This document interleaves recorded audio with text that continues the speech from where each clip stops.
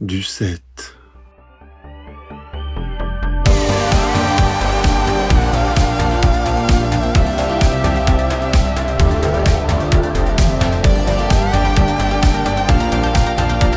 Bonjour, bienvenue, merci d'être là pour le grand retour de 20th Century Toys, le podcast mort-vivant. Il a eu plusieurs versions, il a été en podcast filmé, pas filmé, audio, pas audio.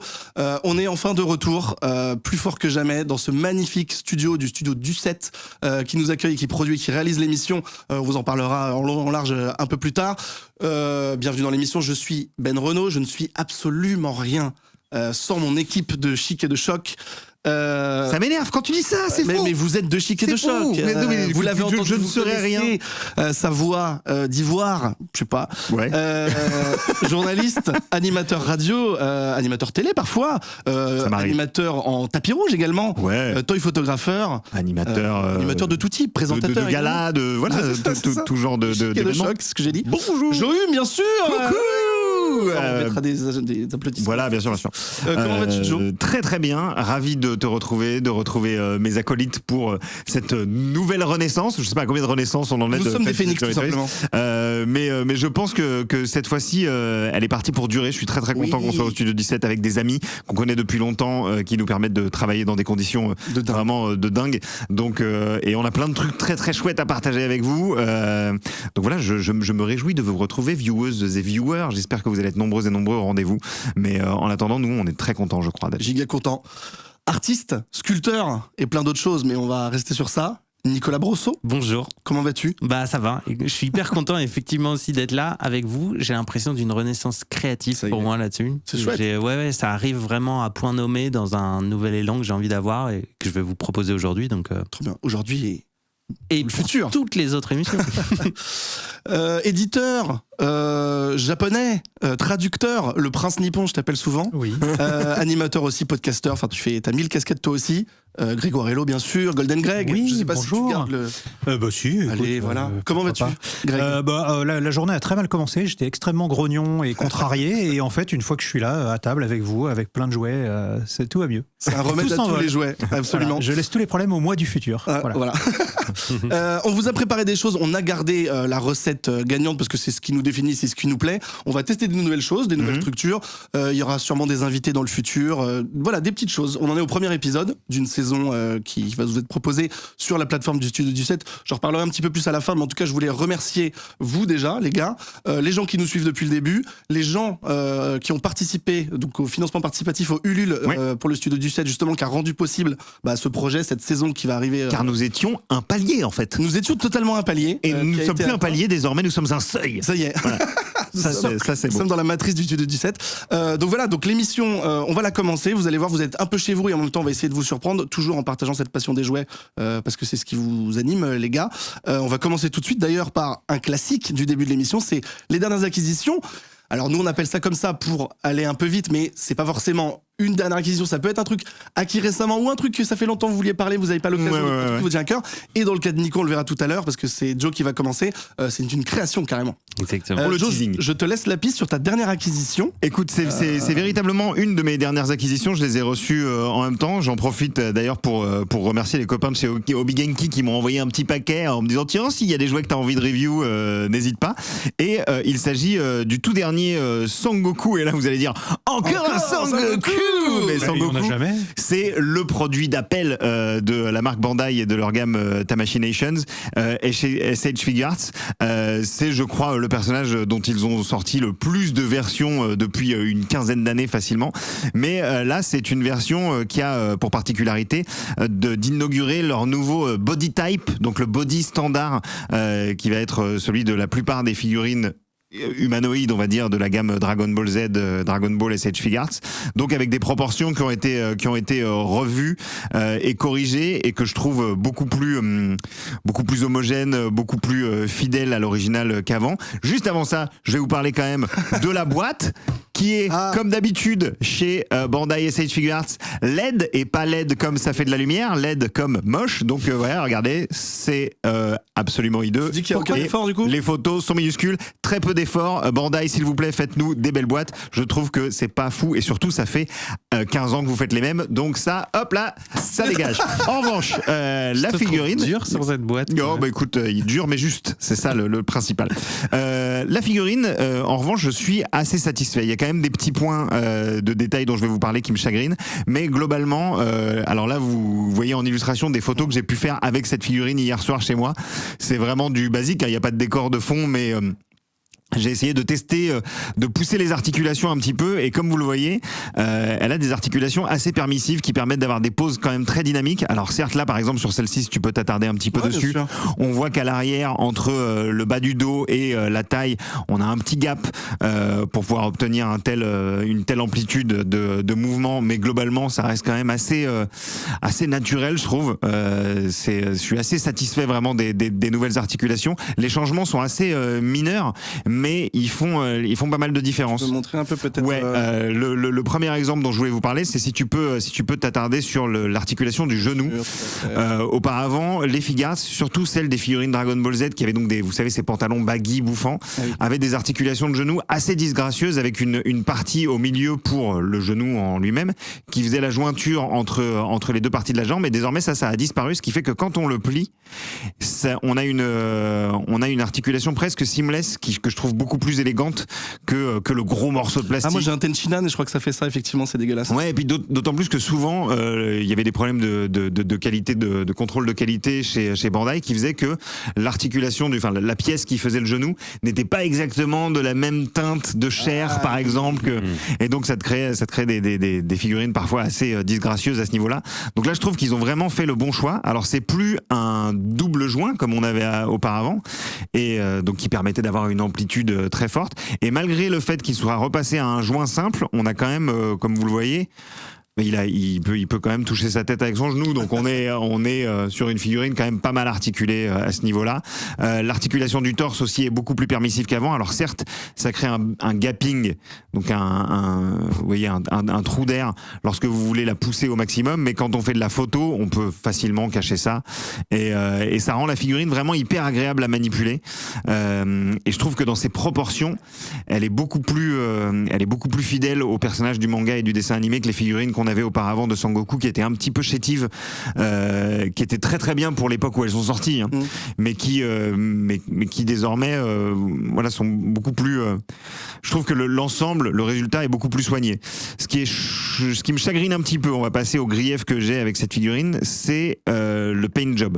Là c'est Sangoku, donc on a vraiment assez peu de peinture finalement. Les seuls... Alors il y a des tampons sur le visage, donc je sais pas si je peux vraiment appeler ça de la peinture, mais vraiment là où on a de l'application de peinture, Nico me corrigera peut-être, mais c'est sur le haut du torse qui est peint couleur chair, et les cheveux sur lesquels on a fait un airbrush afin de créer des zones d'ombre, un petit balayage quoi. Et sur le bas du pantalon.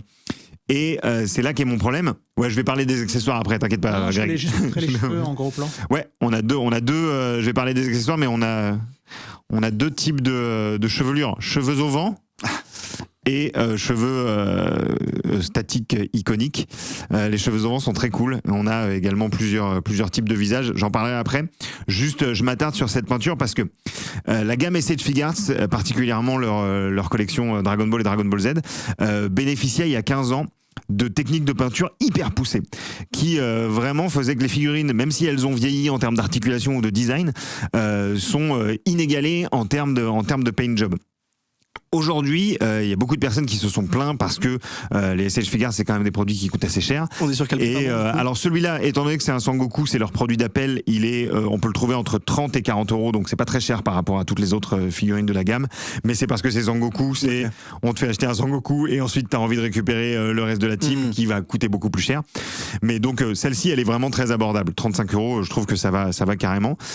Mais je comprends pas, par exemple, la décision de mettre de la peinture en bas du pantalon et pas en haut de sa tenue. Tu parles d'espèce de dégradé, derrière, là. comme Ouais. vous pouvez le constater, on est vraiment sur du plastique orange flat et ça crée vraiment je trouve que le gap entre l'avant et l'arrière est assez saisissant. Pour les cheveux, je trouve que c'est un peu c'est un petit peu sommaire tout ça.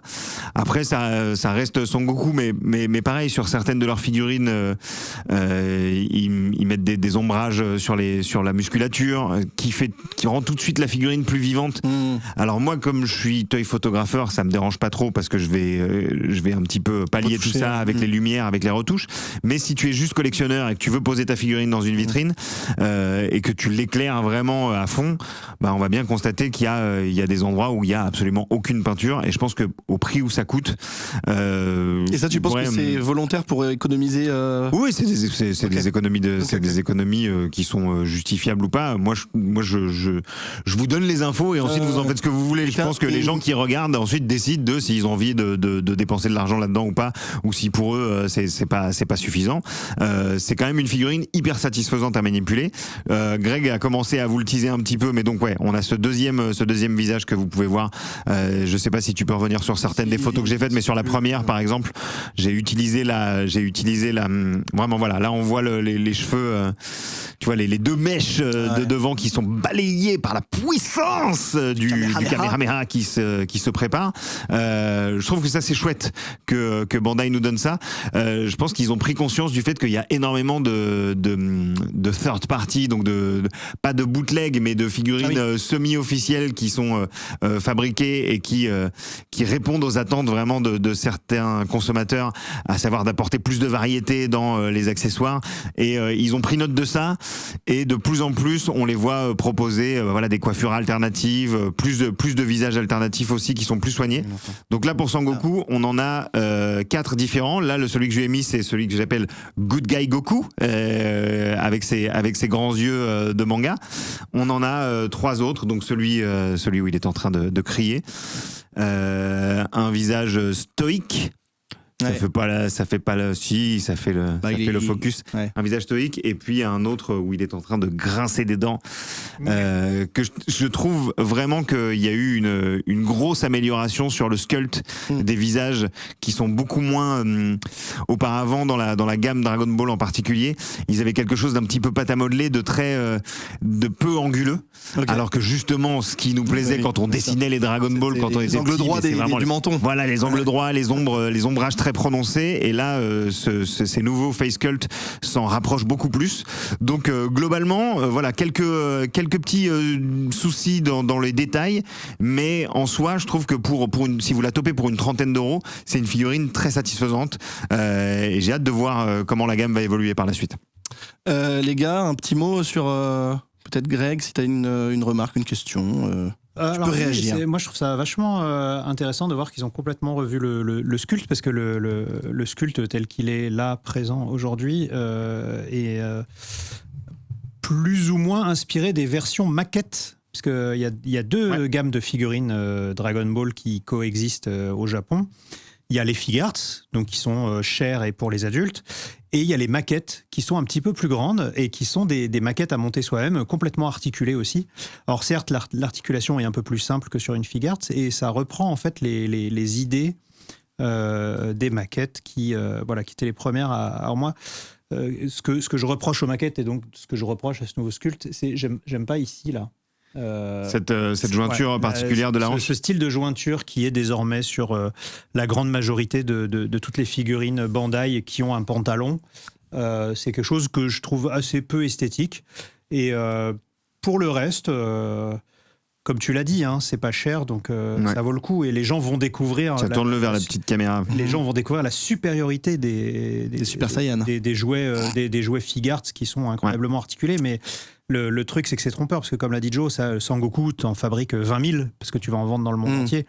Donc tu peux le vendre 30 €.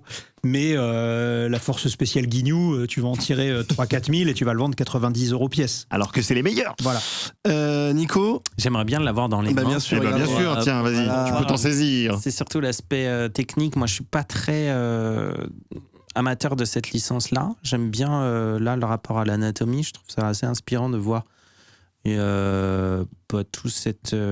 toute cette anatomie qui est plutôt bien sculptée. C'est plutôt bien sculpté. Est-ce qu'on est d'accord que l'applique de peinture sur le haut du torse est quand même un peu légère? On voit presque à travers la couleur du plastique d'origine, j'ai l'impression. Ouais, effectivement, on a un pochoir au cuivre qui a été placé pour peindre. Les termes, il dit les termes. Pour peindre le jouet. Par contre, El famoso pochoir au cuivre. Si vous aussi chez vous, vous avez un pochoir au cuivre. On peut saluer le match de la couleur de la peau avec l'injection plastique couleur Tu peux peau, montrer de quoi qui est tu parles, quand même absolument parfait. Là-dessus, là-dessus, il n'y a pas de problème. Ça, je trouve ça très beau. Moi, globalement, je la trouve plutôt quali. Même le petit coup d'aérographe là sur le pantalon, je le trouve intéressant. Mais pourquoi ne pas en avoir mis en haut? C'est ça qui... coûte trop cher. Voilà, c'est ça, on est d'accord. On te l'a dit déjà. Et on y a regardé un peu. Là, on ne voit pas d'aérographe. Là, on voit de l'aérographe. Donc, il faut imaginer l'ouvrier qui peint comme ça là. Et ça lui prend 2 secondes, mais c'est quand même un être humain en plus sur la chaîne de prod pour faire ça. Ouais. C'est plutôt un objet qualitatif. Quand même. Puis il veut être payé en plus. Ben oui. Et oui. Bien sûr. Ils sont quand même mieux payés qu'autrefois, mais ça reste quand même toujours des conditions très difficiles de travail. Très bien. Eh bien, écoute, donc on redit marque, prix, tout ça. Alors, c'est le Sangoku The Game Begins, donc celui du début des Cell Games. C'est marque Bandai, gamme SH Figuarts chez Tamashii et ça coûte entre 30 et 40 euros. Ok. Ne l'achetez surtout pas à la Fnac, ils le vendent à 45 euros. Ah, les bons plans de Joe. Et merci au Big Genki de me l'avoir envoyé, c'est cool. Merci au Big Genki. On va passer à l'acquisition, ou plutôt la création. T'as dû me dire de bien préciser que c'était une création de Nico. Peux-tu nous parler de ce dont il s'agit, bien sûr? Oui, effectivement, j'ai travaillé avec Mathieu Sancho pour la 2e fois, donc sur un nouveau projet. On avait bossé ensemble. Alors, regarde, on avait bossé ensemble sur Furior, qui était le héros de la série qu'il est en train d'imaginer, qui veut décliner en série, en jeu vidéo, en bande dessinée.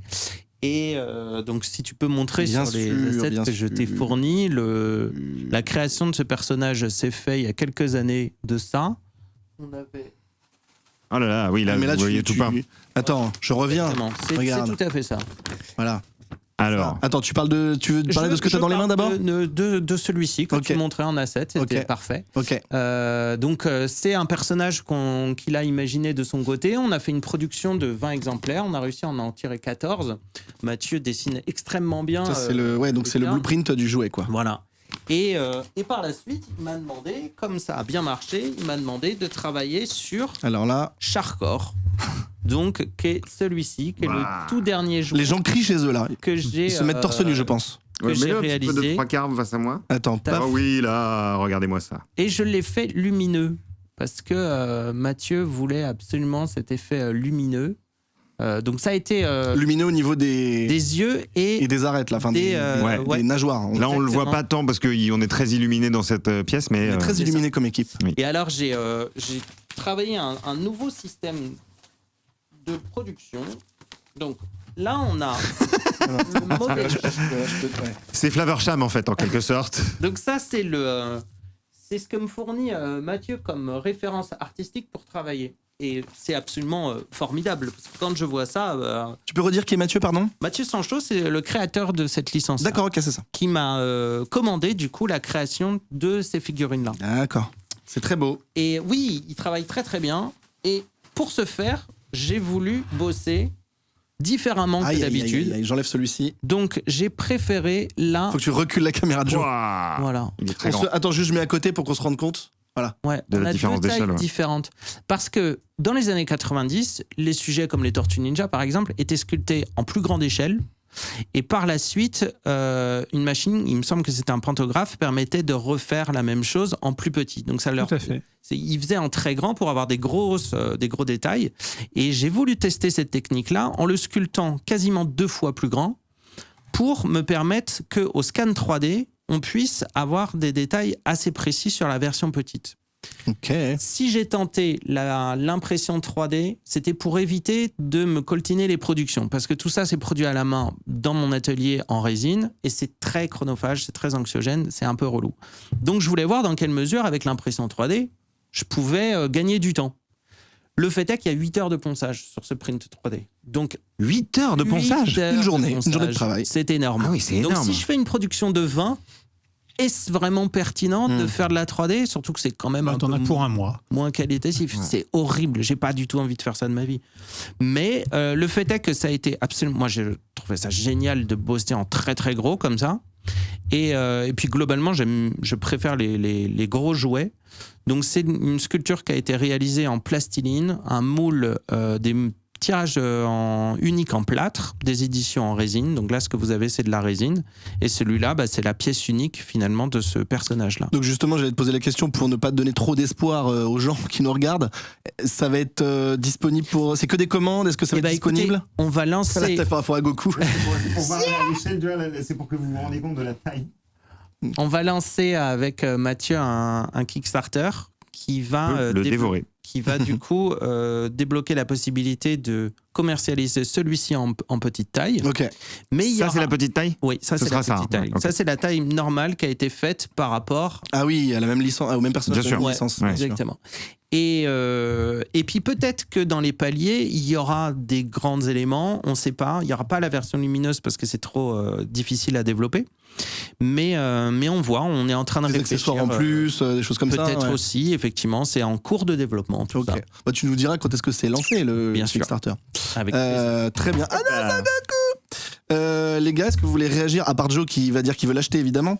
Ben non, mais cela dit, ce serait pas inintéressant de parler de si jamais par exemple quelqu'un comme moi souhaitait participer au Kickstarter pour obtenir une telle figurine, qu'est-ce que ça représente en termes de budget, parce qu'on n'est pas du tout sur C'est une vrai qu'on SF n'a pas parlé de Figuarts, ça. on n'est pas, je trouve que c'est intéressant toi ça te demande énormément de temps de fabrication pour rendre ça à la fois accessible et en même temps que ça reste un produit de luxe produit à toute petite quantité.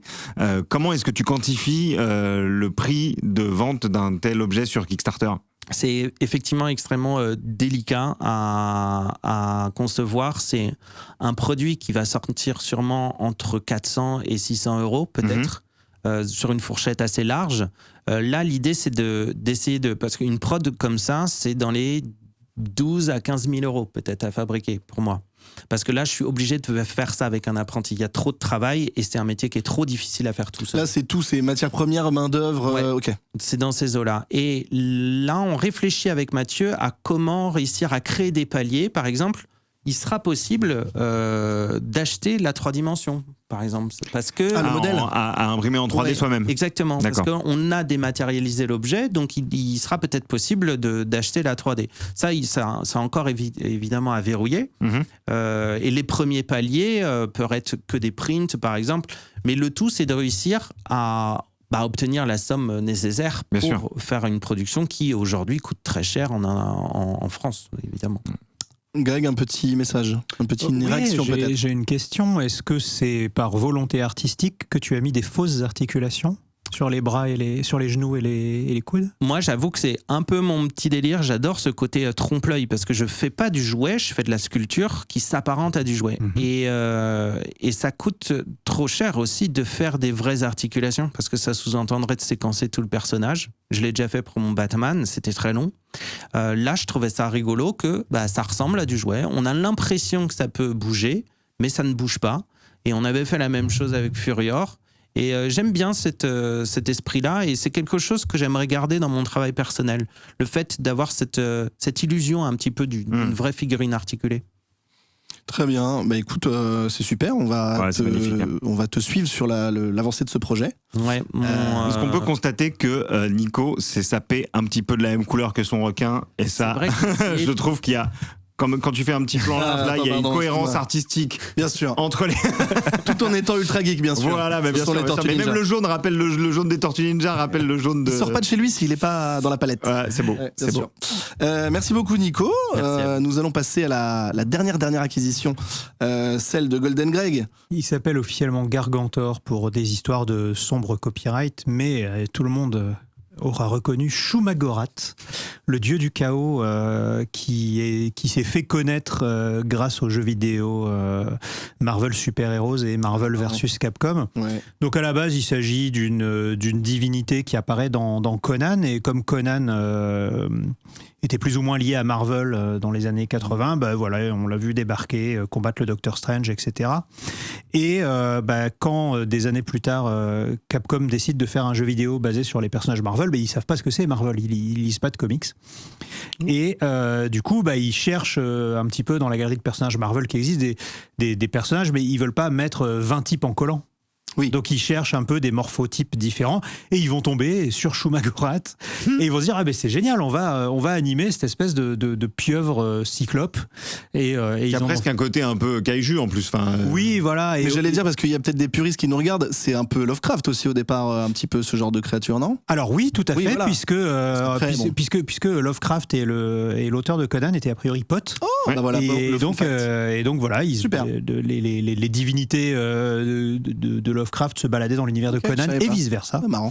Et donc voilà, c'est pour ça qu'il s'appelle Shumagorat avec plein de H partout dans son nom. Et donc Shumagorat, c'est très vite devenu un favori des fans parce qu'il a des animations incroyables, parce qu'il a des attitudes Très esthétique. Les Japonais se sont fait extrêmement plaisir, les animateurs de Capcom se sont fait très très plaisir sur ce personnage, et donc il est devenu culte.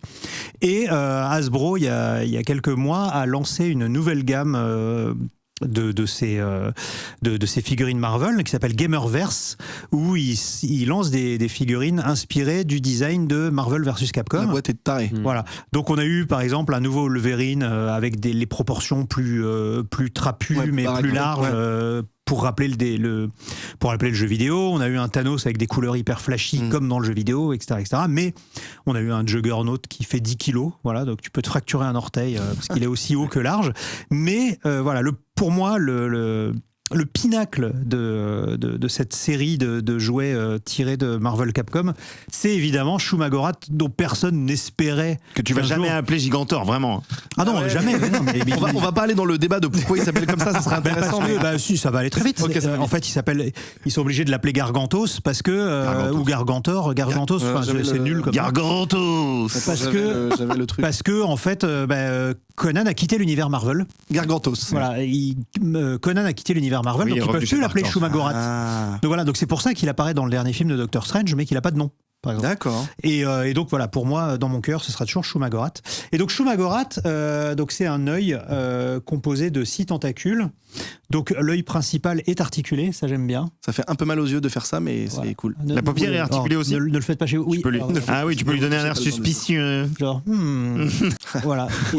Et donc il est articulé, c'est sympa. Et donc les 6 tentacules, c'est pour ça que ce jouet, c'est un peu le rêve de tous les gens qui ont un TDA. Parce que tu peux stimer pendant des heures avec ce jouet, parce que tous les tentacules sont en caoutchouc souple.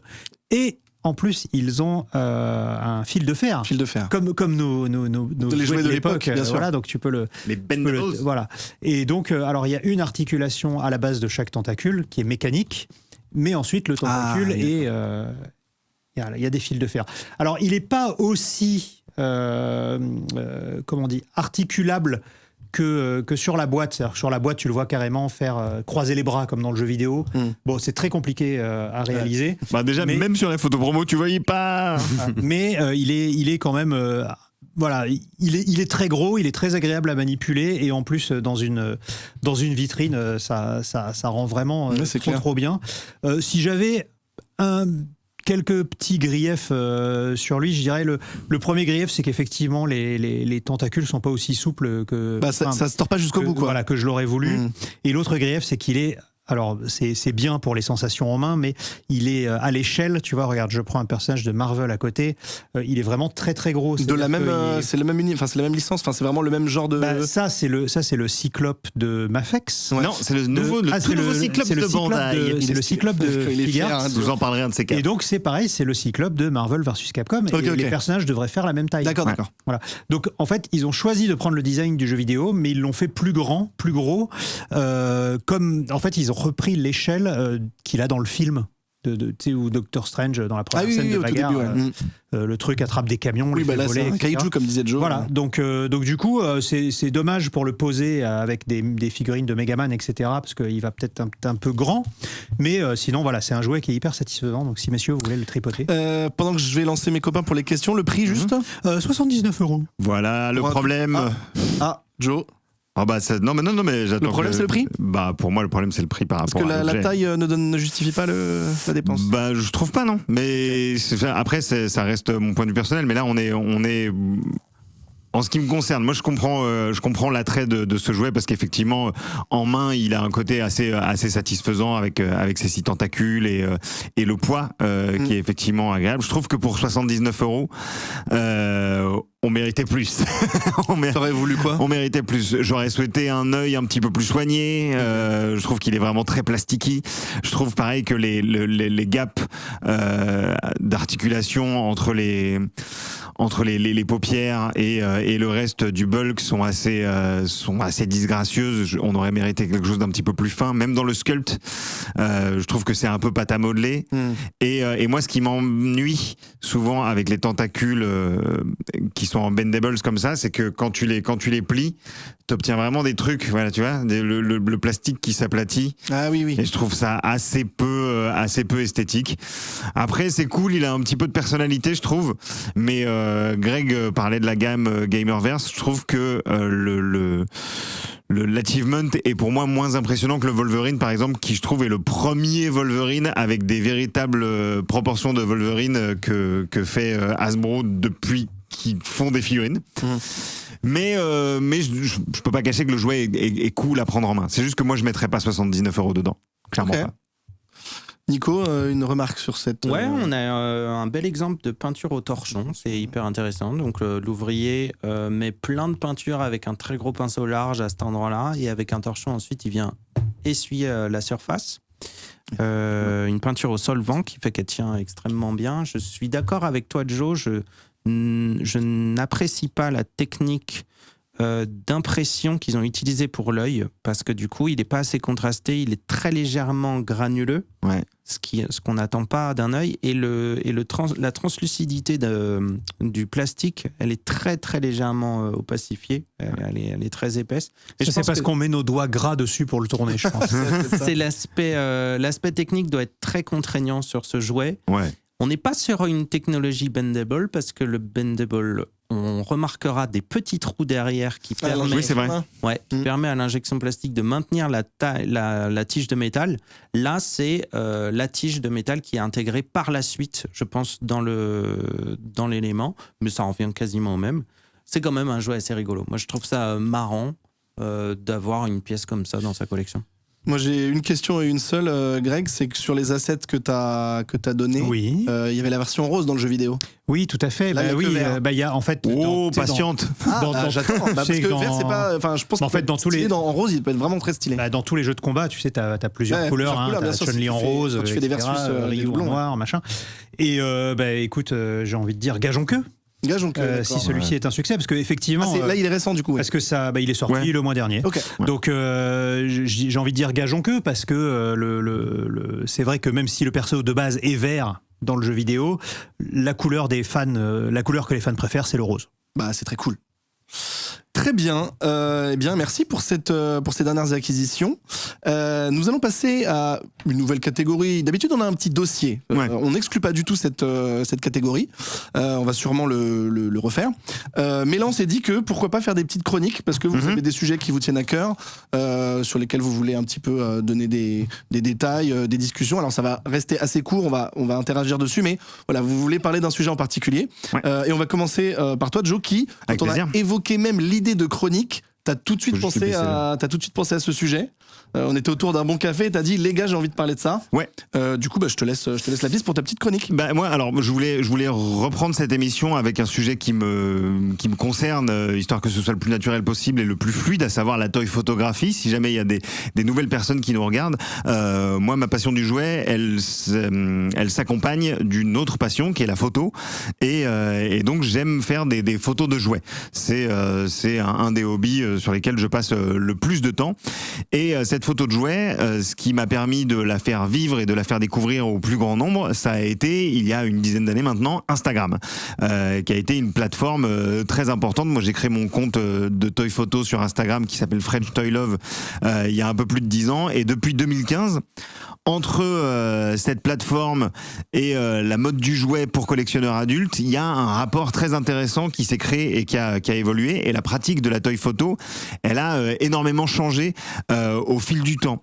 En 2015 sur Instagram, donc là c'est une photo. Tu me dis si tu veux que je mette les images. Hein, photo de Daredevil que je veux. Si tu peux carrément. J'ai au début illustré avec quelques-unes de mes photos et puis ensuite on enverra d'autres toy photographeurs. Tu as du talent. Vous êtes adorable. Mais en 2015, Instagram avait à peine 5 ans et c'était déjà devenu un membre du fameux Big Three. Il y avait Facebook, Instagram et Twitter. Et quand j'ai commencé la toy photo en amateur total, c'était à la base juste pour mon plaisir personnel, pour essayer d'ajouter une dimension créative à ma passion pour le jouet. Et donc, pour vous parler de l'évolution le rapport entre la toy photographie et Instagram, j'ai contacté pas mal d'artistes, particulièrement des Américains qui, comme moi, font partie de la première garde de cette pratique et qui tous portent un regard positif, presque nostalgique sur cette période des débuts. Par exemple, Trevor Williams, qui se fait nommer One Six Shooter. Là, on voit une de ses photos. Sur Instagram, il me disait, avant Instagram, je connaissais beaucoup de photographes de jouets sur la plateforme Flickr. Si vous vous en souvenez, c'est un truc photo, qui était un chouette endroit pour regarder des photos, mais qui avait tendance à n'être fréquenté que par des photographes amateurs ou professionnels. Donc c'était très bien pour montrer son travail à des passionnés qui partageaient les mêmes centres d'intérêt, mais ça mettait pas vraiment la toy photo devant d'autres types de publics. Et il me dit que quand il s'est plongé dans ce hobby via Instagram, qui était au départ pour lui un endroit où il postait des photos de vacances et des photos de ses animaux de compagnie, il s'est soudain vu proposer, lui, plein d'autres photos de jouets par d'autres artistes et il a été stupéfait de voir combien de personnes faisaient le même type de choses que lui, voire même encore plus. Et pour moi, ça a été un peu la même chose, c'est-à-dire qu'en ouvrant mon compte Instagram dédié à mon travail de toy photo, j'ai rencontré une vraie communauté multiculturelle, hyper accueillante, généreuse, pas du tout toxique, assez paritaire en plus. Et c'est à travers les enseignements tirés auprès d'autres photographes rencontrés sur Instagram que j'ai appris à faire de la photo en quelque sorte. J'avais jamais fait de photographie de ma vie avant, particulièrement en regardant le taf d'un mec qui s'appelle Johnny Woo, qui se fait appeler Sgt Bananas, qui est très largement considéré comme le GOAT de la toy photo sur Instagram. Ouais, il a tellement inspiré, il fait partie des premiers, il a sorti des bouquins et là, comme vous pouvez constater, cette photo, c'est assez ahurissant ce qu'il arrive à faire. Et lui, il dit que clairement, Instagram a eu un impact sur son travail. Le fait que tant de personnes partagent leurs créations lui a donné envie de partager les siennes aussi. Blitzkers, le retour, j'imagine, les commentaires, c'est-à-dire que à cette époque, les commentaires sur Instagram étaient, les gens prenaient vraiment le temps de commenter tes photos, de faire de la critique constructive. C'était très positif, mais ça nous aidait à nous améliorer. Un autre toy photographeur qui se fait nommer Blitzkers, qui se nomme en réalité Ishaya Takahashi, et lui aussi c'est une sommité dans le domaine. Il va dans le même sens, il dit je sais que la toy photographie, la photographie de jouets existait avant la communauté Instagram, mais la plateforme a assurément été un élément clé dans la croissance rapide du hobby. Instagram est, ou plutôt était, vraiment idéal pour connecter des communautés de niche, et c'est certain que la photographie de jouets ne serait pas où elle en est aujourd'hui sans Instagram. Et c'est là que nous touchons au cœur du sujet quand il dit est ou plutôt était, parce que oui, en 10 ans Instagram a beaucoup changé.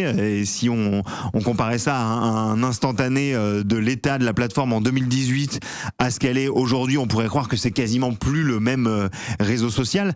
Sergeant Bananas, on revient sur lui, dit je trouve qu'à l'époque c'était une pratique authentique liée au simple fait de s'amuser de sa passion et que ça s'est un peu perdu. Chacun a désormais des priorités et des motivations différentes avec son travail et parfois cela donne l'impression de quelque chose de forcé, de moins Il y a une sincère. espèce de pression qui se... Il y a une pression, la pression du like qui a pris le dessus au bout d'un moment. Il y a un autre toy photographeur américain, The Whaler, qui lui est spécialiste de la photo de jouets Star Wars, comme vous pouvez le voir sur cette illustration. Lui, il est carrément assez amer et son parcours est assez intéressant. Il dit c'est clairement devenu pire à mon avis. J'ai fait un break d'Instagram pendant environ 6 ans. Wow. Il avait une communauté de followers assez ahurissante et il a tout arrêté pendant 6 ans pour se concentrer sur sa paternité. Il a vendu une majeure partie de sa collection et quand il est revenu, il dit j'ai trouvé que tout était différent. Aujourd'hui, ça ressemble à une version allégée de TikTok avec l'accent mis sur les reels et les trucs d'intelligence artificielle et beaucoup moins sur la créativité et la communauté. Alors moi, je suis un petit peu entre les deux, c'est-à-dire que la communauté Toys, elle existe toujours, elle est toujours là. C'est vrai qu'on voit une certaine fatigue de la part de celles et ceux qui étaient là depuis le début, qui sont un petit peu amers. Même moi, je vois bien que je poste moins aujourd'hui parce que la course au like, c'est quelque chose qui me fatigue. Après, il y a des artistes qui voient aussi beaucoup de positifs là-dedans. Jesse Feyereisen, par exemple, lui me dit, je le cite, la communauté Toy Photo a tellement grandi au cours de ces dernières années et le niveau de qualité a littéralement explosé. Il y a énormément de talent. Non seulement il y a beaucoup de grands photographes, mais des nouveaux magazines, des podcasts, des émissions sur des plateformes vidéo. Bon, bah, par exemple, la nôtre en est un exemple. Tout ça a élargi les genres et rendu la Toy Photo plus accessible que jamais. C'est incroyable de voir à quel point ça a grandi. Ok, c'est là plutôt aussi, positif. C'est plutôt positif, mais là aussi je suis un peu partagé entre plusieurs sentiments. D'un côté, le jouet et la photo de jouet, effectivement, n'ont jamais été aussi présents médiatiquement. Et tout ce qui entoure la collection, la passion de jouets par les adultes est vu avec moins d'a priori condescendant qu'avant, on va dire.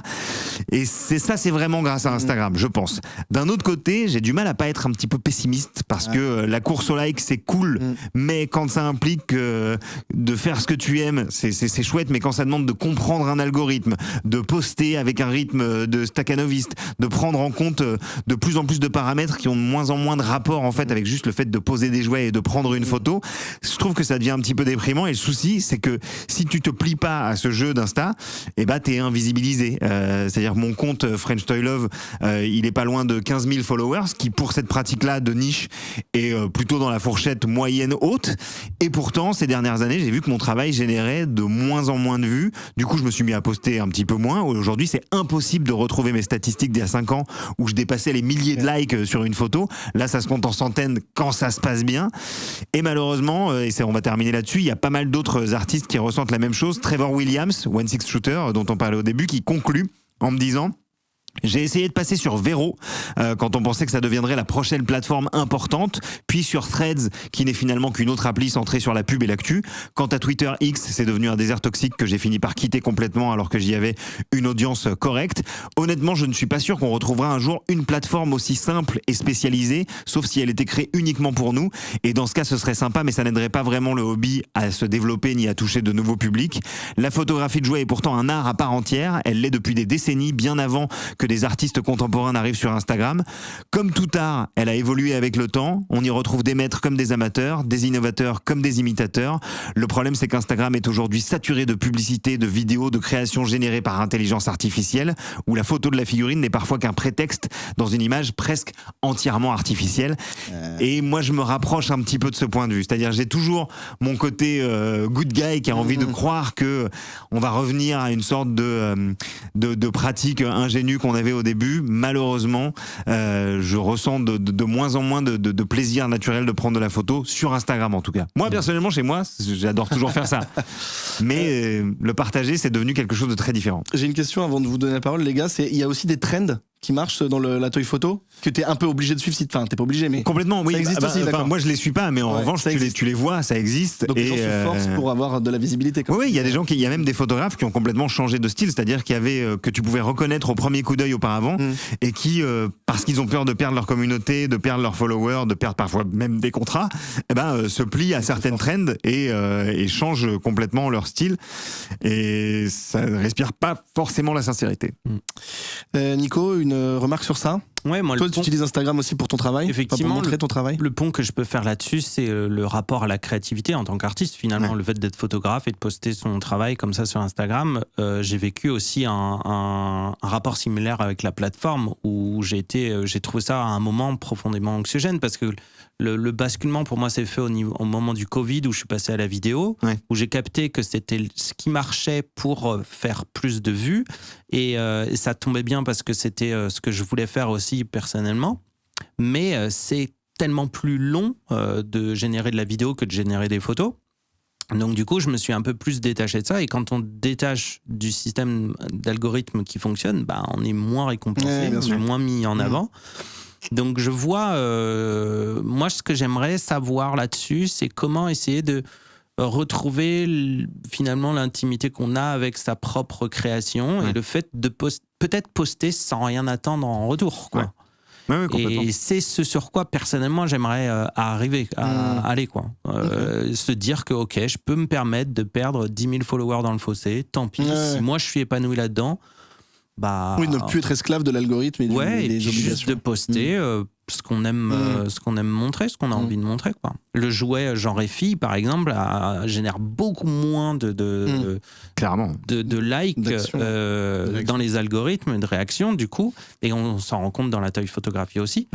Et donc ça pousse aussi à un virilisme, ça pousse aussi à photographier que des gars musclés, quoi, ce qui est problématique. Très bien. Greg, une petite remarque sur ça. Toi, tu fais un peu de la toy photo, mais alors toi, c'est vraiment en mode... Moi, je fais plus de la toy photo humoristique. Oui, voilà, c'est ça. Donc, techniquement, c'est pas ouf. Mais tu es client de toy photographe. Oui, j'en regarde beaucoup. D'ailleurs, mon Instagram n'est composé quasiment que de toy photo ou de jeux vidéo. Et... en fait, le problème vient aussi des changements d'algorithme où tu es obligé... Là, par exemple, aujourd'hui, si tu veux que ta publication soit vue sur Instagram, il faut raconter ta vie. Dans le description. Voilà, dans le pavé, il faut faire... avant, tu mettais juste... MDR, Spider-Man mange des nouilles. Tu vois, là, aujourd'hui, tu es obligé de raconter ta vie. Ce matin, je me suis levé, j'avais une envie de nouilles. Pas vous ? Eh bien, en tout cas, c'est ce que je me suis dit. Et comme j'avais un Spider-Man sous la main, blablabla. Enfin, tu vois, les trucs lifestyle un peu bullshit. Un peu forcé, d'ailleurs. Et donc, c'est pas très intéressant à écrire. Mais si tu fais pas ça, ta photo n'existe pas. Après, moi... J'ai pris mon parti de ne pas être un grand photographeur, donc je cours pas après les likes ou les follow. Pendant un moment, ça m'avait chatouillé. Je me dis mais peut-être que si j'ai beaucoup de followers, ils m'enverront des jouets gratuits. Et toute ma vie ne tend que vers un seul but, c'est de recevoir des jouets gratuitement. C'est honnête. Donc je me suis dit ça, tu vois. Il y a des et comme l'a dit Nico, il y a un souci de mode. Qui se fait, et effectivement, quand tu fais des trucs avec des licences un peu niches ou avec des licences féminines, ça marche moins. Les blagues avec des Barbie et tout ça, ça marche beaucoup moins bien que des blagues avec des maîtres de l'univers. Mais après, il faut accepter de faire les photos sans faire la course au like. Oui, même si c'est dur, toujours un peu d'endorphine. Mais d'ailleurs, pour terminer, Joe, j'ai une mini question. Les gens que tu as cités, d'ailleurs, on vous mettra les noms dans la description, les crédits et tout. C'est des gens dont c'est le métier ou pas forcément? Certains, en fait, alors, je ne les connais pas assez pour savoir si c'est leur unique métier, mais Sgt. Bananas, Johnny Woo, par exemple, a été pendant un temps salarié par Super Seven. C'était leur photographe attitré. Blitzkers a fait des collaborations. Ils ont créé des jaquettes. Johnny Woo et lui ont quand même créé des jaquettes alternatives des derniers Blu-ray des films Star Wars. C'est-à-dire, tu avais la jaquette normale. C'est chouette. Et quand tu retournais la jaquette, t'avais une affiche, une affiche alternative faite en photo de jouet. Ouais, ça leur a créé des opportunités professionnelles. Mais ils dépendent pas entièrement d'Instagram pour leur boulot. Je suis pas sûr, donc je voudrais pas m'avancer. Non, mais t'as raison. Mais du coup, c'est encore plus dur de s'en détacher. Mais tous, la plupart travaillent dans le visuel, sont graphistes, photographes, etc. Ouais. Ok, merci beaucoup Joe pour cette. Avec grand plaisir. C'est encore trop court à chaque fois, mais si ça, s'il y a une V2. Par contre, tout ce que Oui, tu as dit. il faut le dire que dans cette nouvelle mouture de 20th Century Toys, vous ne serez pas obligé de prendre une demi-RTT pour regarder l'émission, car nous avons décidé d'aller droit au but. On essaye d'être un peu plus succinct, mais par contre, ce que tu as dit sur l'IA, c'est un sujet tellement grand qu'il y a peut-être moyen qu'on s'attarde dessus dans une prochaine émission pour un peu voir à quel niveau ça s'étend sur le monde des jouets. Merci beaucoup. Avec plaisir.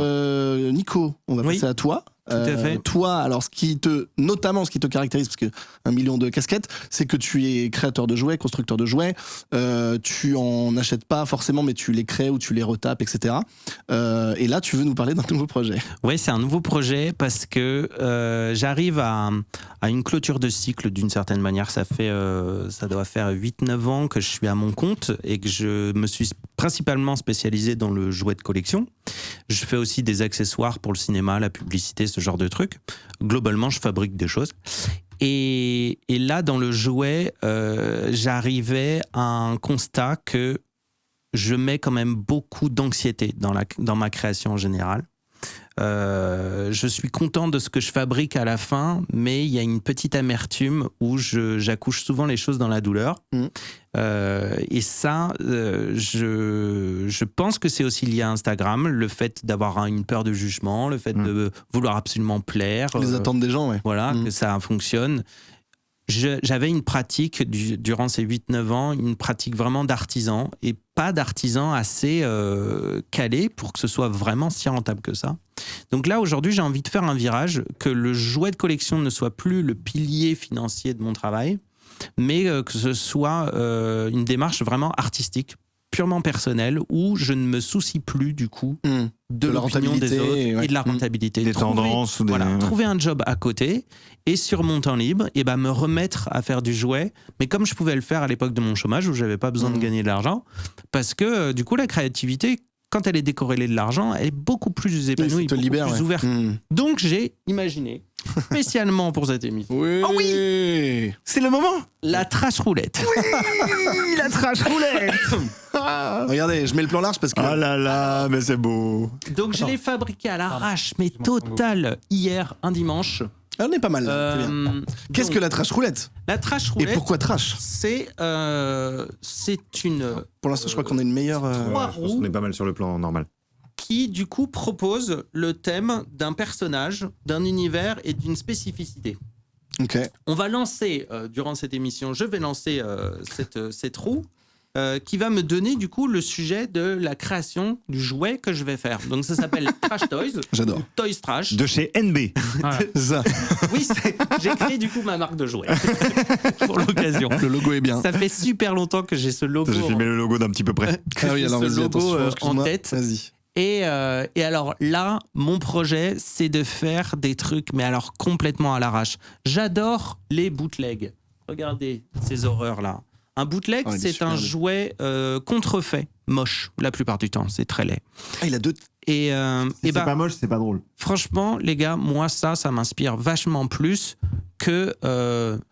Bon, non, c'est un mauvais exemple. Non, ça c'est très bien, ça. m'inspire énormément. Mais que le Sangoku que j'ai proposé tout à l'heure, par Oui, exemple. C'est un jouet exactement. très charté et Parce très... que qu'est-ce que ça raconte un bootleg ? Regardez la chaîne de prod, et ils fabriquaient du Kinder, donc ils se sont dit en Occident le Kinder ça marche, donc on va mettre un Kinder, un personnage de Kinder dans le dos de ce bonhomme.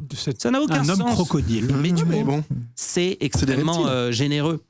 Donc on lance cette trash roulette, on essaye fait. de... Mais oui. Alors, Bien tu sûr. as expliqué ce que tu allais faire avec la trash roulette. Alors, C'est un défi. c'est un défi, effectivement. C'est-à-dire Dans le que- temps. Dans le temps, dans la prochaine émission. On n'a rien fait. Et là, il est en train de réaliser la C'est ça. bêtise. Ouais, parce que je l'ai testé hier. Ouais.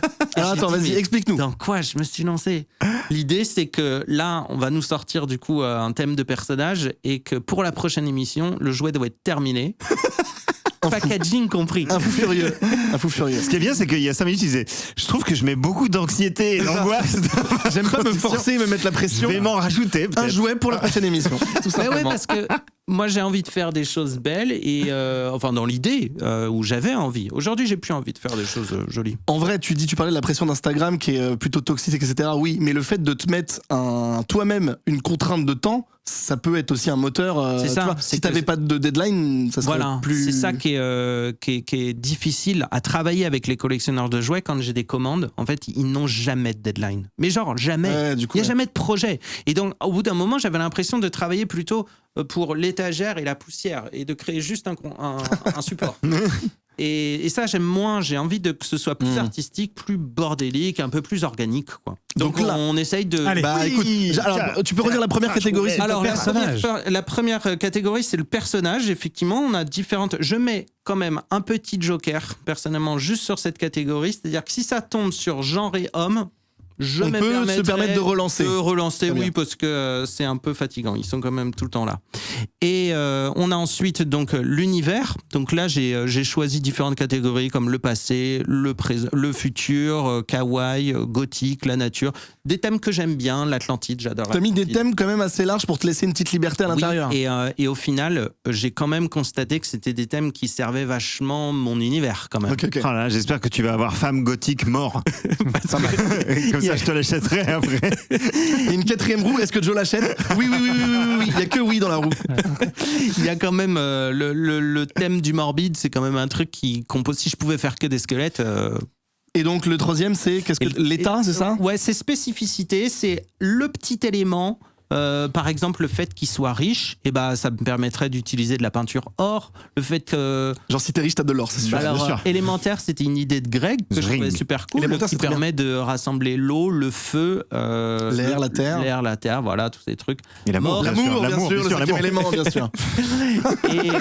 Et voilà. Donc on peut. Alors, elle est très bancale. Hein. Bah elle est trash. Elle est. Bah, c'est la trash roulette. C'est la trash roulette. Si elle n'était pas J'espère bancale. que ça va bien tourner. Je vous propose qu'on teste. pour Allez le Première personnage. figurine. Est-ce que Joe, tu peux essayer on va la veux tourner que en je- général, mais de dans voir les- bien le sûr, résultat en gros dans les- plan. dans l'émission Ah ouais, attends, 2. c'est bon, c'est bon. Alors la première. Oh la vache. Ça tourne bien ou pas? Ouais, ça tourne bien là. Ah, je suis content. Oh, il y a le petit tac tac tac comme dans la roue de la fortune. Squelette. Ah, j'adore les squelettes. Et en plus c'est pas genré, donc c'est super. Ah, c'est ma catégorie Donc ça, c'est squelette. préférée. L'enfant. On est Noël, ça y est, c'est Alors, j'ai Noël. hâte de voir. En fait, il a pipé le truc pour Ouais, que c'est ça. ça. Alors, C'est ça. c'est Il a squelette, arrêté avec son doigt derrière. Squelette, j'ai constaté qu'il ne sortait jamais chez moi et j'étais très inquiet. T'as dit quoi, Greg? Si c'est un squelette kawaii, je veux Ah voir ça. non. Ah ouais, moi Avec des grands yeux lumineux. j'adorerais un squelette de l'Atlantide. Attention, c'est parti. Oh, il a tourné si fort. Attention. Ah, squelette gothique. Ouais, c'est presque un pléonasme. Ouais. Ah, c'est dommage, on est Mais pas loin du pourquoi pas cadre. en vrai, hein, pourquoi pas? Si on a mort sur la fin, bon. Ouais, peut-être qu'on pourra relancer mort. Tu veux que je le fasse ou non? C'est toi qui dois le faire, je pense. Non. Faut vraiment qu'on ait Je pense que c'est. Faut vraiment qu'on ait une petite musique pour la trash roulette pour la prochaine. Parce que mon cerveau commence déjà à...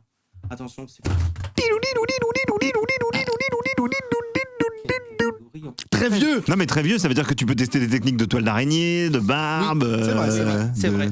Alors, Ok. je vous cache pas C'est bon. que... Alors ce qui est cool, c'est que le jouet est déjà là. Voilà. Ah non. Il est ici, là. On peut le voir. Ah oui, on peut, ouais, peut-être le. J'adore les squelettes, j'adore cet univers Sérieux? gothique. Ah, j'adore- merde. Mais là, on est quand T'adores les même vieux. Il l'a fait extrêmement- vraiment très très vite. Les gothiques, lui, c'est gothique ça?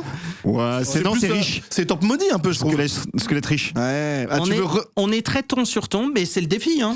Après, c'est. Alors, ce que je sais pas si les gens ont bien compris que c'était un des jouets que t'allais faire. Oui. Voilà. Tu vas en Donc. faire plusieurs. Ouais, ouais. Voilà. Donc, Ouais. C'est le donc, premier. attends, prochaine émission, le jouet. Oui. Émission suivante, le packaging, c'est ça qu'on a dit? A priori, c'est ce qu'on s'était dit. Après, ouais. ça peut toujours. C'est en fonction de ce que t'arrives à faire. Ouais, mais- tout à fait. Mais le défi, c'est ça. Le défi, c'est ça. Ok. Donc là, dans le trajet de métro, déjà, mon cerveau va commencer à imaginer des choses. bouillonner. et T'es content Ça- sur Squelette? Ça commence.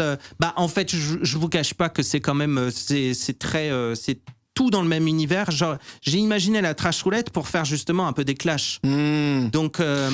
Alors, je peux me permettre. T'as dit que tu pouvais t'autoriser un relançage. relance, hein. Quand c'était pour Ouais. genrer ou pas. Mais Ouais. est-ce qu'on C'est t'autorise vrai. un relançage tu peux- global tu sur peux te une faire des un deux? Ce serait chaud, ouais. Sur une des deux. Je pense que les Alors soit sur, joueurs et les soit viewers sur, sont d'accord. spécificité, soit sur univers, ouais. Moi, je relancerais bien. Tu choisis. Spécificité. Qu'est-ce que Allez. tu en penses? Allez, c'est parti. Plusieurs bras, plusieurs jambes, plusieurs têtes, c'est pas mal ça. Ça serait assez. Bon, par contre, si tu retombes sur très vieux, malheureusement, tu seras obligé. Ouais, c'est ça.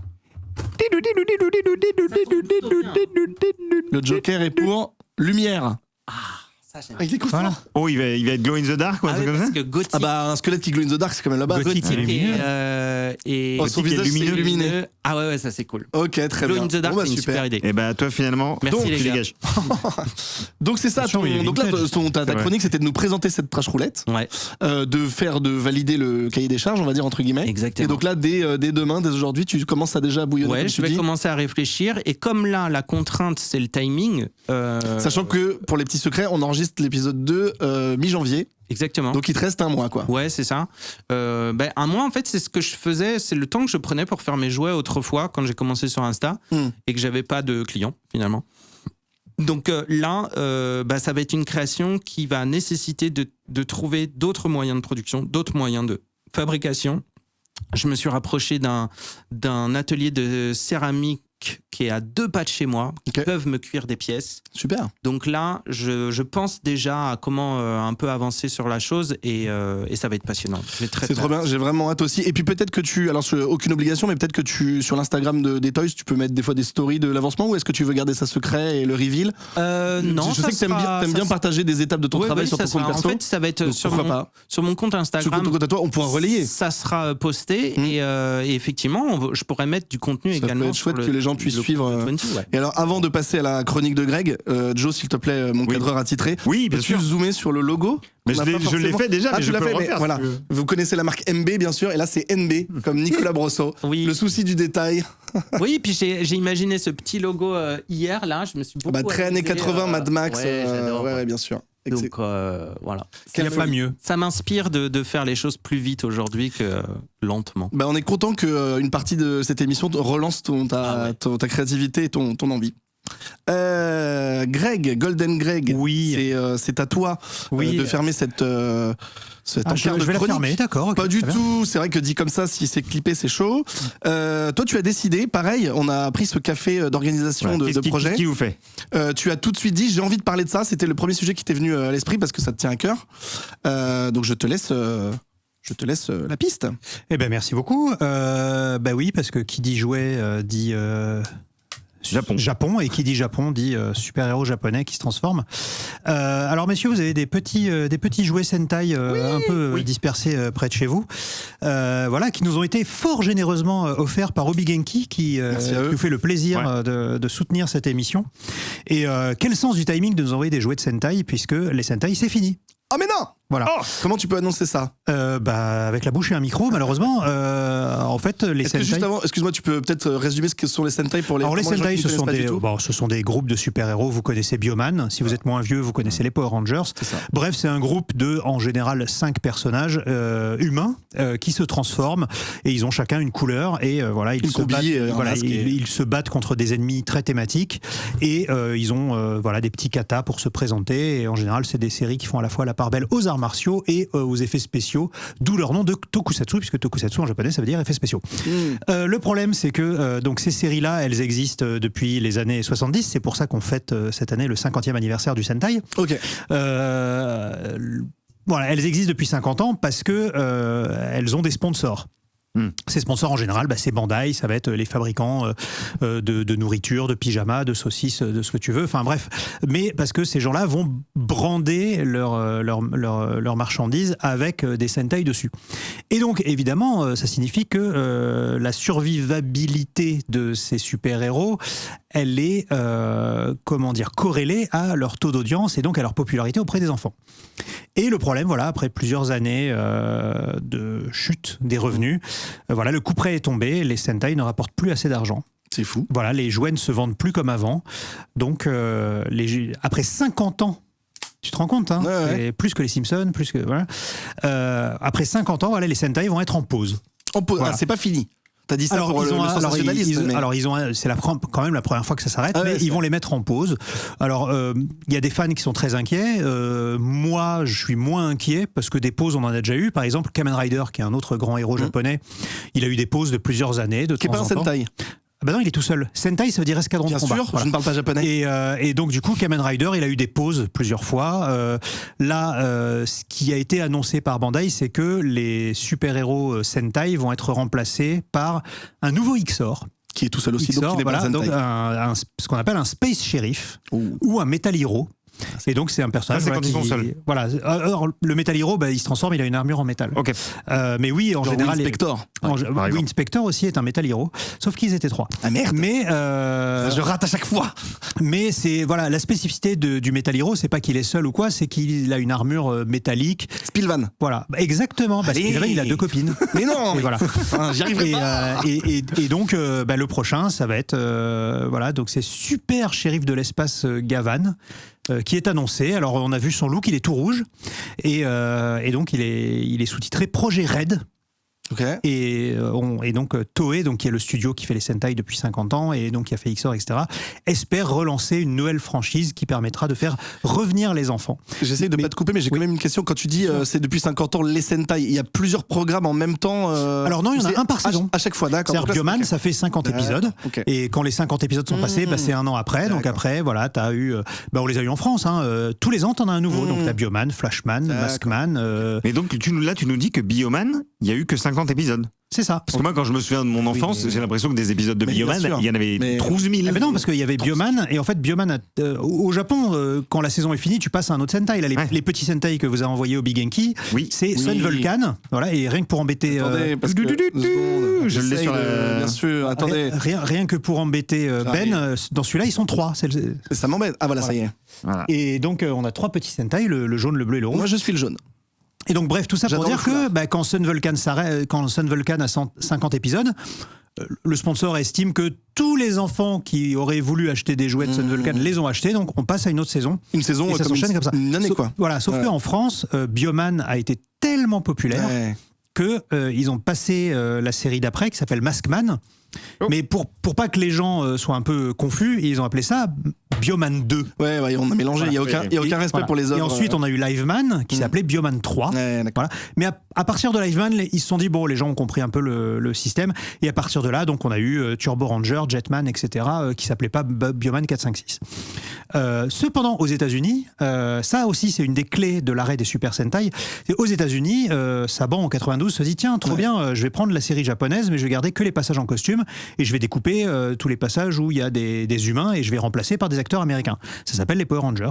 Donc les Power Rangers qui existent depuis plus de 20 ans maintenant, c'était une énorme manne financière parce que Bandai faisait des jouets pour le Japon et avec les mêmes moules, ils refaisaient, parce que c'était les mêmes personnages, ils refaisaient des jouets pour les États-Unis.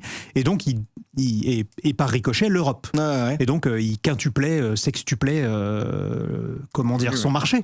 Et par contre, les États-Unis n'ont pas adopté ce truc de 1 par saison, ils en ont fait des tonnes, il y en a plusieurs. Parce que comme ils reprennent les costumes et les robots japonais, ils sont obligés d'évoluer à chaque fois. Mais sauf que toujours ça les Power Rangers. Donc c'était Power Rangers dans l'espace, Power Rangers Dino Samurai, les Dino Fury, etc. Alors qu'au Japon, pendant ce temps, c'était d'autres Sentai. Exactement. C'est ça. Et les Américains aussi se sont accrochés à certains acteurs. T'as certains acteurs qui ont fait plusieurs saisons différentes, notamment Tommy, Jason Scott Lee, le vert. Voilà, le vert, malheureusement, qui nous a quittés il y a 2 ans maintenant. Et donc du coup, les Power Rangers, c'était une grosse entrée d'argent aussi pour Bandai.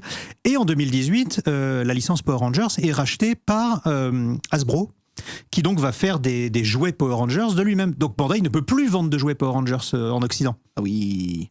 Donc ça leur coupe un petit peu leurs revenus. Et en plus de ça, problème de natalité au Japon. Les enfants japonais, ils sont comme tout le monde, ils jouent à Fortnite, ils regardent TikTok. Donc ils achètent de moins en moins de jouets. Et là, aujourd'hui, c'est plus rentable de faire du Super Sentai. Et j'allais te demander, tu parles de TikTok et tout ça, ils achètent plus de jouets, mais j'imagine que tout ça passe à la télé. Et du coup, est-ce que les jeunes regardent moins la télé et que du coup il y a moins d'audience par rapport à Internet et aux réseaux sociaux? Ce qu'il faut savoir, c'est que les Sentai, ça s'adresse vraiment aux 3-8 ans. Donc c'est pour les tout petits. Donc c'est le dimanche. C'est un programme qui est fait le dimanche matin et tu le regardes avec tes parents. Voilà. Alors, ce qu'il y a aussi, c'est que comme tous les enfants japonais ont été élevés en regardant du Sentai, aujourd'hui, ils sont adultes. Donc, une des clés de Bandai, c'est de continuer à faire des jouets, mais adultes. Oui, donc, par exemple, ce que je vous ai ramené, Nico, si tu peux te transformer à la caméra, s'il te plaît. Et donc, Nico va se transformer en Gokaiger. Donc, ça, c'est un jouet qui a été créé. Alors, il y a une version enfant qui existe, et ça, c'est une version revival. Voilà, parce que c'est un Sentai qui date d'il y a 10 ans. Donc, quand t'avais 10 ans, maintenant, t'en as 20. Allô? Et donc, t'as envie. Alors, là, tu as un peu trop vite? Oui, tu vas un peu trop vite. Donc, tu as cet élément que tu fixes à ta ceinture. Oui. Donc, tu l'ouvres. Ah, c'est Voilà, là où je donc loupe. tu fais un numéro pour Tenir, te si tu transformer. Merci. Ensuite, tu sors ton petit Blip, blip, personnage. blip, bien sûr. Voilà. Tu sors ton petit personnage. Donc tu vas te Téléphone transformer moderne, en hein, lui. bien sûr. Donc ce petit personnage se transforme en Oui. clé. Tu insères la clé dans le téléphone. Tu tournes. Et voilà, tu es transformé. Très très bien. Et donc moi, je vais me transformer Oui, en Shinkenger. bien sûr. Donc Power Rangers style, je sais pas quoi. Donc c'est en gros, c'est une saison. Calligraphique. C'est une saison, ils sont samouraïs. On dirait une vapoteuse, hein, perso, mais. Donc pareil, j'ai un petit, tu vois, j'ai un petit smartphone. J'ai un petit smartphone et donc j'ouvre mon smartphone, bip bip boop, allô, transformez-moi, vite. Mais comme je suis un samouraï, ben, je vais pas me transformer avec un smartphone, je vais me transformer avec un pinceau de calligraphie. C'est une Et vapoteuse. donc je vais écrire un kanji qui va se transformer en un casque, et tout, machin, voilà. Après, bah, Joe pourra vous en parler. Hein. On a parlé tout à l'heure de la gamme Figarts, qui est Ouais. très chère et très articulée. Et donc, bah, il y a pas mal de forces rouges qui sortent en Figarts, parce que les Bandai sait qu'il y a aussi des adultes qui aiment les Sentai. Bon, Il a une tête de malheureusement- roue. Oui, lui c'est Boon C'est un peu Boonger. le même, Boon Donc, Boonger. Boon Boonger, parce que Boon Boon c'est Vroom Vroom en japonais. trop bien. Donc il s'appelle Ah Vroom oui, Vroom Ranger. voilà. J'adore les chaussures. Vroom Vroomger, et donc c'est un Ouais, les Sentai chaussures sont trop basé sur les voitures. On dirait les chaussures de Kingdom c'est- Hearts ou un truc alors, comme c'est- ça. C'est l'un des plus laids en termes de costume que je trouve, mais il est tellement laid et bête avec sa roue qu'il en devient génial. Bah, qui est on, fou, on- ouais. on sent qu'il y a une différence aussi culturelle sur un personnage comme ça. J'ai l'impression que Les omoplates aussi sont des roues. peut-être qu'en Europe, un personnage à tête de roue, bah, c'est peut-être un peu moins accepté qu'au Japon. Peut-être Ça c'est très possible. c'est peut-être plus. Bah, D'ailleurs, lui n'est pas comment cette saison-là n'est pas devenu Power Rangers. ouais, Ah, Ils bah, n'ont pas été Power Rangerisés. tu m'étonnes. Il y en a plusieurs qui ont été zappés. C'est moche. il faut leur marcher, trop, quoi. Ils soit font- trop asiatiques, ils sont soit piqués, trop, ouais. voilà. Hmm. Et donc voilà, donc comme c'est un Sentai, c'est un pan de la culture japonaise qui existe aussi grâce aux jouets, parce que c'était un des piliers de l'industrie du jouet au Japon. Nous devions en parler. Ben, c'est à la fois triste et intéressant. Toi, toi, tu penses que ça va revenir? Tu espères ou tu te dis, bon, c'est une époque il et- y a pas mal de personnes qui ont été, il y a pas mal de personnes dans la prod audio, vidéo au Japon qui ont été interviewées à propos de ça. Qu'est-ce que vous en pensez de la disparition des Sentai, machin. Il y a des gens qui disent, je pense que les Sentai vont être en pause 5, 6, 10 ans. Ok. À voir. 10 ans, c'est beaucoup déjà quand même. Mais toi, de ton expérience, enfin même on en a tous regardé, mais est-ce que c'est toujours la même chose ou c'était quand même, ça valait le coup que ça dure 50 ans ou c'est parce que ça peut être une tradition qu'on n'a pas envie d'arrêter, mais est-ce que ça s'est pas essoufflé aussi parce que c'est toujours la même chose ou est-ce que Alors, ça ne s'essouffle pas.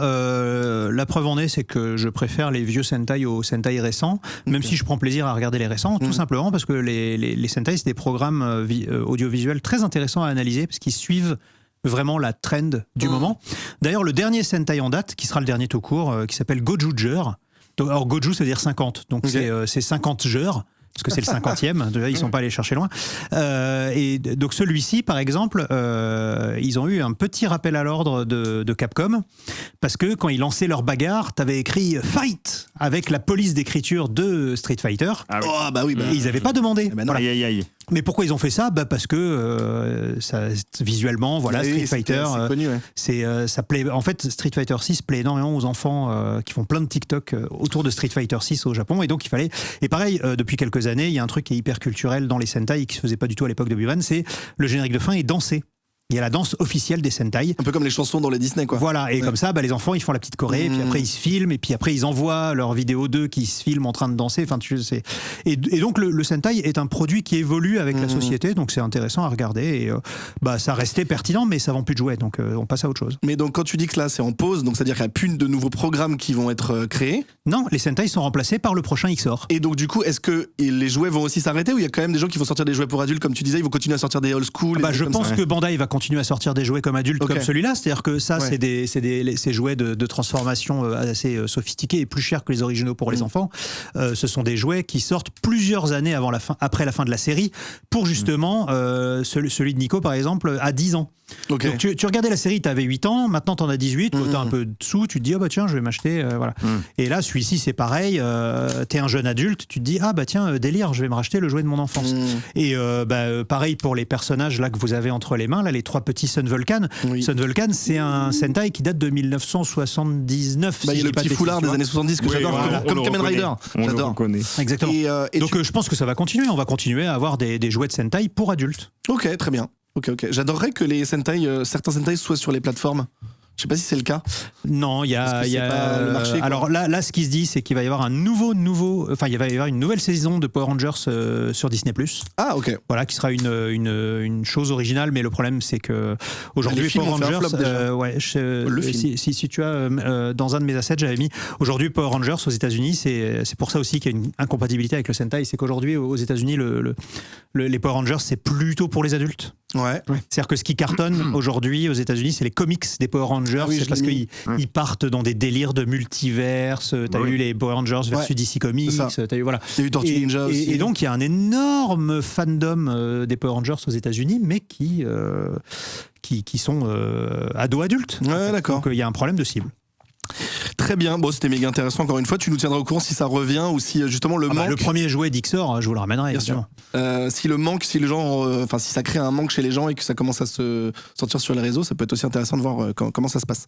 Merci beaucoup pour vos chroniques. C'était un nouveau, un mini format qu'on essayait. Je vous ai trouvé parfait. C'était hyper intéressant. Merci beaucoup. Puis c'était varié. On a parlé d'Instagram, un jeu qu'on se crée et un truc culturel ancestral. Moins bien par la suite, on vous le dit.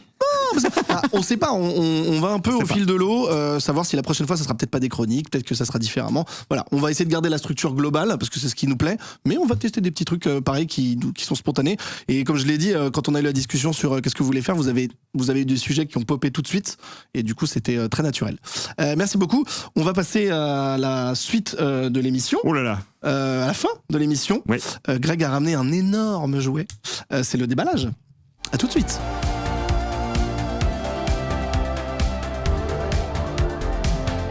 On est de retour pour la dernière partie. Je suis là. On est de retour pour la dernière partie de l'émission. Alors, je le dis, même si on me voit pas, le déballage souvent. Alors, c'est pas exclusif, mais on aime bien vous montrer des jouets souvent un peu waouh, un peu gros, possiblement inaccessibles financièrement, qu'on a la chance soit de posséder, soit de se faire prêter. Du coup. Là, on a dit, Greg, qu'est-ce que t'as dans ton escarcelle ? Et il nous a proposé cet énorme... Alors, vas-y, je te laisse présenter. Oui, alors il s'agit du Rattler, qui est un avion mythique. Avion de chasse. Alors non, justement, c'est pas un avion de chasse. Là, vous voyez la boîte, mais on va vous montrer le vrai jouet. Bombardier, pardon. Donc le Rattler, qui est un des jouets emblématiques de G.I. Joe dans les années 80, qui a été refait avec les techniques modernes d'aujourd'hui à l'échelle 1/12e. Dans la gamme, la nouvelle gamme qui s'appelle G.I. Joe Classified. Et donc, il s'agit de ce qu'on appelle un ASLAB, donc Hasbro Laboratory. Donc, un ASLAB, c'est-à-dire que c'est un financement participatif. Donc, ils l'ont présenté à la Comic-Con de 2024.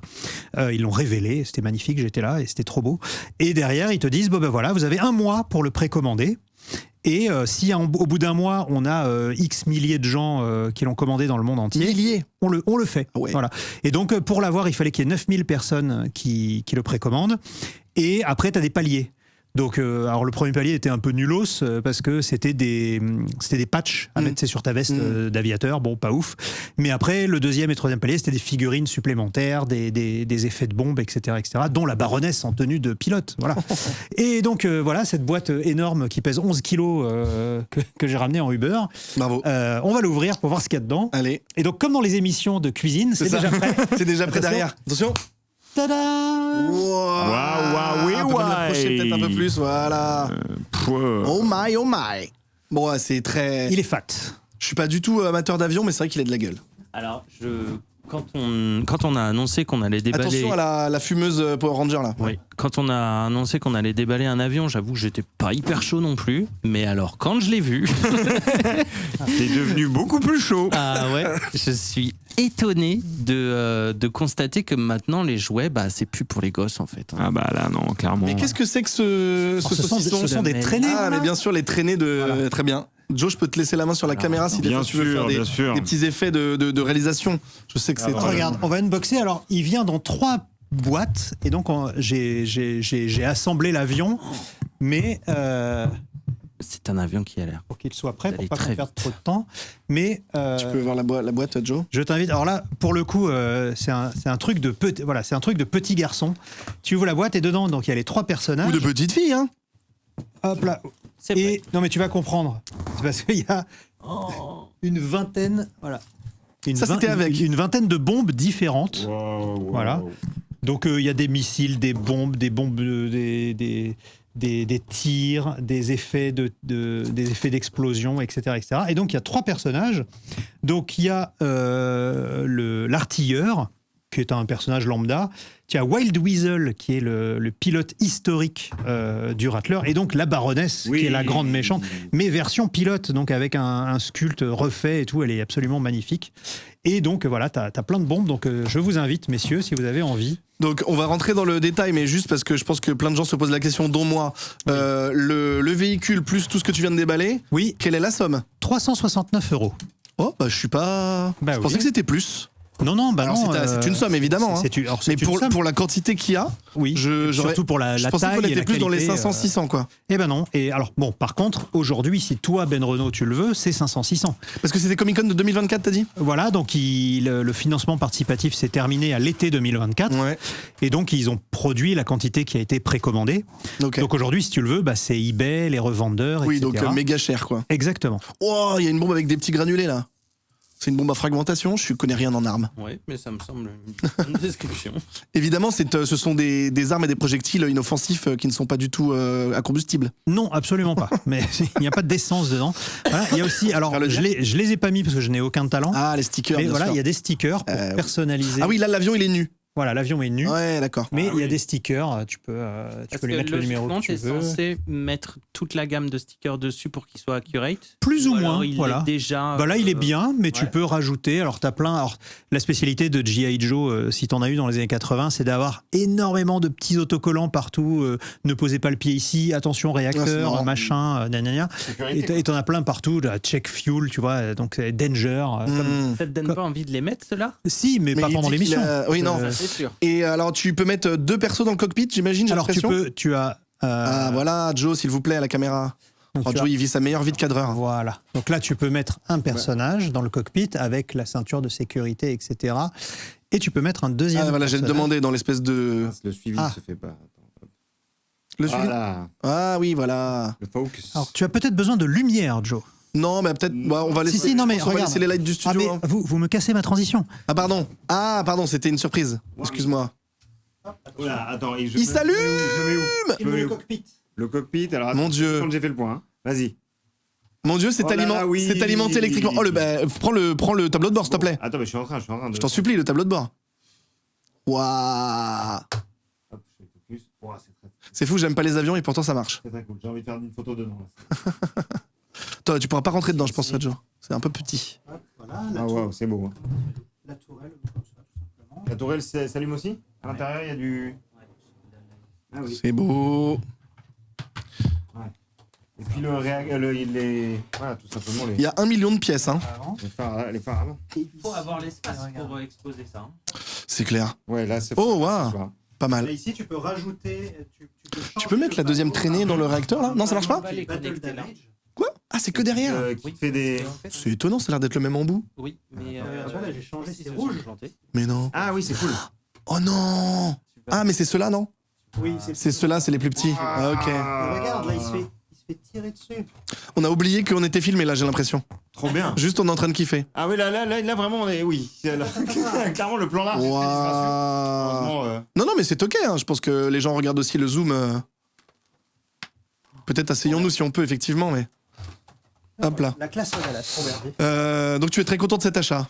Ah bah, j'en suis extrêmement content. Je sais pas comment je vais repartir par contre, parce ouais. que le problème En avion, a priori. voilà. Le premier problème qu'on a avec les Aslab, c'est que tout est clip. Ouais. C'est-à-dire une fois que tu l'as assemblé, tu peux plus le désassembler. Et donc comme il fait 80 cm de large, même si la boîte est gigantesque, il ne rentre plus dans sa boîte. Alors voilà, Joe, si tu veux ouvrir la baronesse. Ah bah, je vais complètement ouvrir la baronesse, qui est mon personnage préféré de G.I. Joe. Tout J. Joe. Mais oui. Regarde. Et en plus, elle a l'air effectivement, elle a l'air géniale. Ben, peux-tu filmer le moteur? Bien sûr. Oh, ouais, on est au salon du Bourget ou quoi?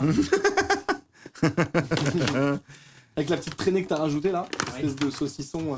ASMR ouverture de boîte, hein, si ça vous intéresse. Non, vas-y, continue. Non mais à si, filmer l'avion j'ai pour vu que Nico est en train de réparer le moteur et pendant ce temps-là, je vais. Oh waouh, elle a pas mal d'accessoires. Il y a plusieurs coiffures différentes, il y a même un chignon. Mais la baronesse, excusez-moi, mais le flow de cette. J'ai aucun affect avec ce personnage malheureusement, mais je suis nul en G.I. Joe. Baronesse, moi, c'est Ouais. la méchante. La méchante supérieure. Ouais, pour moi, tout Cobra, tu vois, j'en ai strictement. Le méchant avec son casque sans face là, il est cool lui. Ouais, mais non. Destro, Destro, Cobra Commander. Cobra Commander. Cobra Commander ou Destro, ils étaient très stylés, j'avoue, mais Baroness, elle Ok. avait un. Elle a des talons c'est pas du tout pratique militairement parlant, je pense. Ouais, mais tu sais, comme Bayonetta, quoi. Tu vois, Ah oui, d'accord. Le style avant tout. Peut-être que c'est une arme. Le style avant tout. Ça me donne envie de revoir le film, les deux films. Avec Saïd Taghmaoui. Bah oui. Ouais, et puis C'est avec Taghmaoui. Joseph Gordon-Levitt. Shining aussi. Tatum aussi, je crois. Oui, Shining Tatum. Et dans le 2, c'est The Rock et aussi, ça. c'est le gars qui joue ensuite dans Squid Game qui fait le oui, tout à Snake fait. Eyes. Snake Eyes. Ouais. Non, Non, Storm pas Shadow. le blanc, ouais. Là, c'est Cassandra Cain d'un coup Ah oui. et X-Men, bien entendu.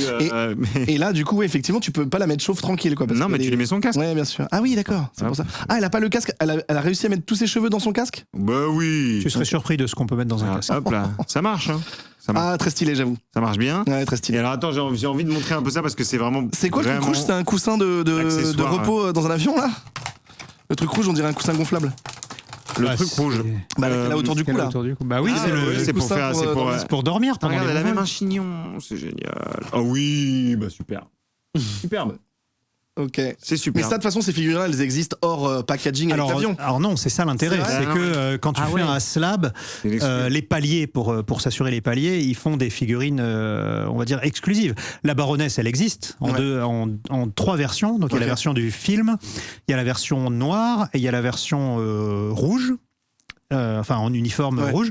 Et, Ah oui, il y a les et lunettes, celle-là, la Baroness aviatrice, par contre, elle n'est disponible que avec l'avion. Ok, Voilà. très bien. Donc si t'as pas commandé l'avion, t'auras jamais la Baroness. Et du coup, si tu n'as pas commandé l'avion, tu n'auras jamais l'avion. Sauf Sauf si tu vas sur eBay et que tu Oui, lâches voilà. le double. Je veux dire, c'était la seule façon Exactement. de l'acheter directement. J'ai fait un petit calcul. Tu dis Nico. que le prix de vente était de combien? 369 On te euros. voit pas derrière l'avion, c'est trop marrant. Eh bien, donc là, j'ai mis 370, parce que je me souvenais de ça, fois 9000 de précommande, c'est ça? Alors il y en a eu plus que ça, puisqu'au final 9000 c'était juste pour C'était le l'avion. palier pour débloquer. Et c'était pour débloquer l'avion, mais après il y en a eu plus parce qu'il en fallait 15 000 ou 16 000 pour avoir la Baroness. Ouais, mais Donc oui, on doit être entre 16 et 20 000 pièces qui existent dans le monde. en fait, rien qu'un palier de 9000 dans le cadre d'un financement participatif comme ça pour une société qui crée du jouet, c'est intéressant parce que sur un jouet à 370 balles, ça fait 3 330 000 euros qui sont déjà débloqués sur 9000 précommandes. 3 millions. 3 millions. Donc on peut comprendre qu'il lance une prod effectivement à 3 millions. Je pense que là, oui, effectivement, c'est rentable. Est-ce que je peux vous faire un dernier gimmick? Oui, tu peux. Alors 2 derniers gimmicks. Bien Donc, sûr. voilà, décollage vertical. Hop. Oh, attends, je mets là. Vas-y, ouais, décollage Voilà, donc vertical. décollage vertical. Donc Car oui, le réalisme. Tu peux le tourner il peut-être plie vers, il plie vers la les ailes. caméra pour qu'on voit que. Voilà, super. Et si on veut le ranger sur un porte-avions. Oui, parce que bien sûr, on a toujours un porte-avions chez soi. Waouh. Le bruit est satisfaisant. Bah oui. C'est très. C'est de la SMR à mes oreilles. Et un tout dernier petit truc Bien avec sûr. la caméra, si tu peux passer en dessous Bien de l'avion. sûr. Tiens. Attends, ouais. Attention, 1, 2, 3. Ah, les roues. ouais, les roues. Ah, bien sûr, pour l'atterrissage. train d'atterrissage. Ah bah sinon, on abîme le dessous avec la peinture.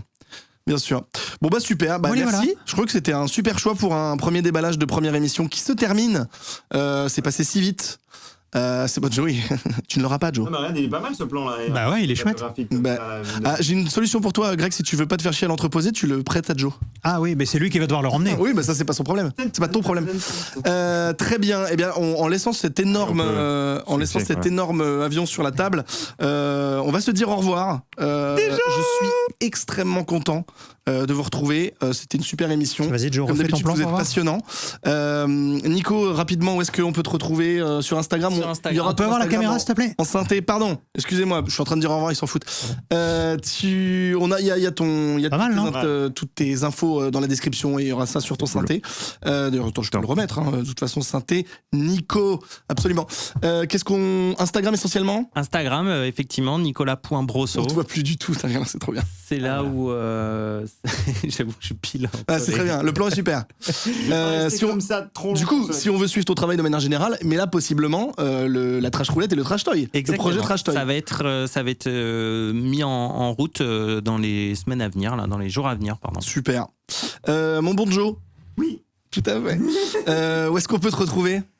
Oh super, génial le plan.